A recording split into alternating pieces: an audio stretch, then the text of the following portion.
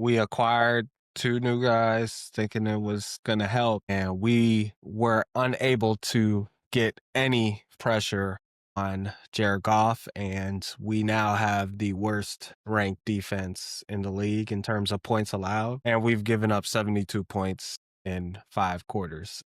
Yeah. Defensively, I think the biggest disappointment for me is definitely the DBs. It looked like you had to figure out what Tyreek Stevenson was doing last week. I really don't understand how he got beat that bad in a lot of scenarios. It's just no leadership in terms of Back end. where, and on the back end and with the safeties, I just the safeties, in my opinion, have to be the leaders. They're the ones giving the calls. Yeah.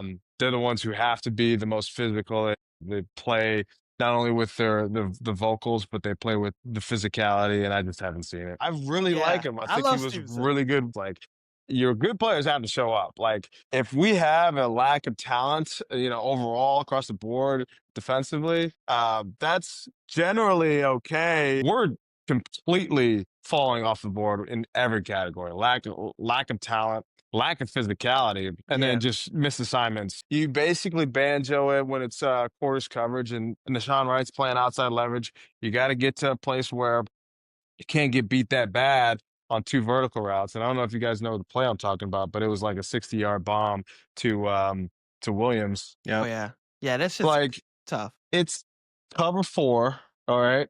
2 vertical routes. You got one breaking in. The safety has to help. The safety has to get deep. In that scenario, that is a cover 4 beater route. It's not an easy route to cover, but the safety has to realize, based off the angle of the quarterback's shoulders, if it's angled up, you got to get deep.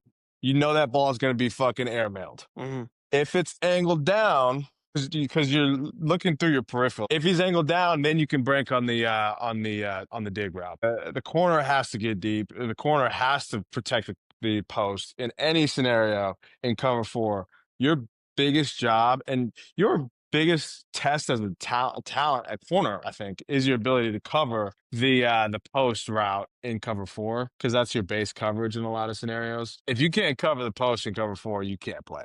It's really that simple. And that was so bad in terms of how we covered that. He was 15 yards behind the ball. He was wide open. I look at that play and it's just like, we can't play defense if we can't cover like basic things like that. And I thought we made some decent improvements. Now, from what you're saying, it sounded like we're going to be fucked with Jalen Johnson gone for the rest of the year. That was going to be my point, is outside of Jalen Johnson and maybe Kyler Gordon, really, if we being honest, Jalen Johnson's the only elite player on that defense. I'm really disappointed in the defensive line because they're the only healthy unit on the field right now, and they're arguably our weakest link. So what the fuck? Them and running back is really... Yeah, it's a fall from grace too, because the only thing that the Bears have ever had was a good defense. At least the score is going to be low. I can't remember a time where we gave You bet the under points. if it's a Bears game traditionally. Absolutely, yeah. And I can't remember I can't remember a time when we gave up 50 points. I know it's happened before, but it's been a while.